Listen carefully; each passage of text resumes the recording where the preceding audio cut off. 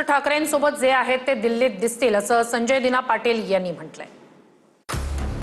दिल्लीत आल्यावर माध्यमांना भेटणार, जे ठाकरेंसोबत आहेत ते दिल्लीत दिसतील। मी कोणासोबत हे राऊतांना आणि अरविंद सावंतांना विचारा, असं संजय दिना पाटील म्हणाले।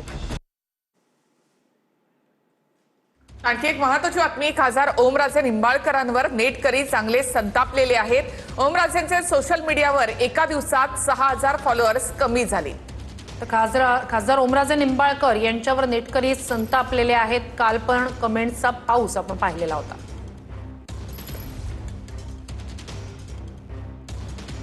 तर ओमराजे निंबाळकरांना ठाकरेंसोबत तुम्ही आहात का असा प्रश्न पत्रकारांनी विचारला, मात्र त्यावर बोलण्यास त्यांनी नकार दिला।